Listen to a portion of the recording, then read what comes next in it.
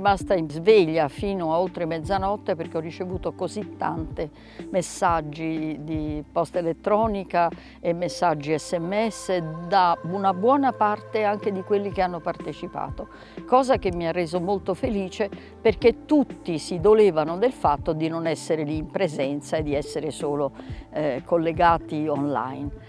E quindi questa sera farò altrettanto, scriverò ad altri di loro in modo da ringraziarli e direi che la reazione è stata molto positiva. Da quello che ho visto c'è stata proprio una partecipazione corale, devo dire molto più ampia dell'anno scorso. Vero è che ogni anno si fa meglio del precedente, però ecco, l'anno prossimo dovremo inventare delle soluzioni diverse, cioè l'idea migliore sarebbe tutte e due, cioè riuscire a fare riprese online mentre in persona si riesce a collegarsi con altri colleghi.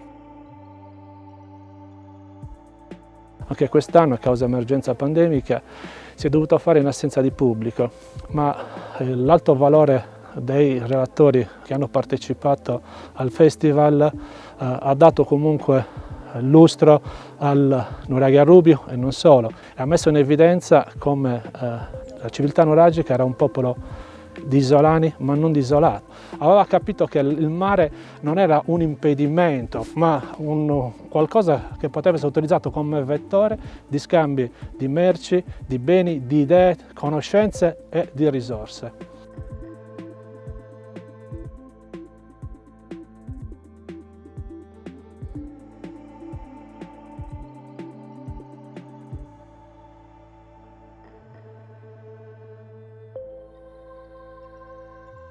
Abbiamo eseguito alcuni anni fa degli interventi di restauro al Nuragia Rubiu e inoltre siamo in procinto di iniziare, speriamo a breve, un ulteriore intervento, questa volta finanziato dalla comunità montana della Barbagi Seulo Sarcidano. Il Nuragia, come tutte le strutture antiche, si trova in una situazione di disagio, degrado, dovuto ovviamente alle intemperie, dovuto all'esposizione per decine di secoli agli agenti atmosferici, oltre che alle essenze vegetali che hanno fortemente degradato la struttura, favorendo i crolli.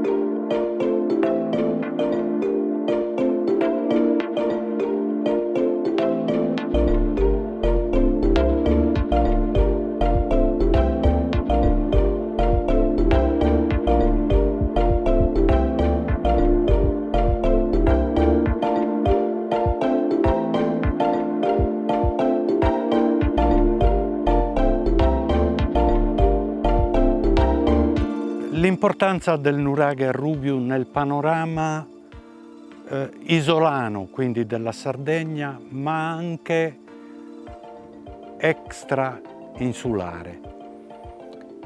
Non è solo un monumento che da un punto di vista della monumentalità è molto importante, ma è un monumento che, scavato scientificamente con le più moderne tecniche di scavo, ci ha dato dei risultati molto importanti. Intanto abbiamo ricostruito molto dell'alimentazione durante il periodo nuragico. Cosa mangiavano? Quindi la vita quotidiana, di cosa si nutrivano, non solo, ma anche l'economia di questo monumento, della gente che viveva in questo monumento. Poi abbiamo avuto una discreta fortuna nel riscontrare quelli che sono i contatti extra-insulari delle genti che vivevano in questo sito. Il paese di Orroli, tramite i vari sindaci, ha investito moltissimo su questo nuraghe e evidentemente anche la Fondazione di Sardegna si è resa conto che valeva la pena, dietro insistenza di tutti i vari sindaci, e speriamo altrettanto di quello che è l'uomo ora. Ma è il paese che deve essere movimentato. Infatti gli orrolesi sono i titolari e i destinatari di tutte le nostre pubblicazioni. Noi le abbiamo dedicate tutte a loro, a parte il fatto che sono anche io orrolese onoraria, cosa della quale sono profondamente felice, perché ci teniamo infinitamente che non risulti come un intervento così anonimo e solo voluto dal sindaco, mentre magari c'è bisogno di, che so, le strade, le fogne o altri interventi pubblici. Questo è il nostro obiettivo sostanzialmente, e per questo obiettivo abbiamo, come avete visto, prodotto non solamente una serie editoriale molto semplice e molto alla mano, ma anche una serie di guidine che speriamo in futuro poter riprodurre anche in tedesco, spagnolo e francese. Adesso c'è solo in italiano e in inglese, perché è una cosa che deve essere distribuita e deve andare in giro per il mondo, così come i signori del nuraghe a Rubiu a quanto pare andavano in giro per il mondo.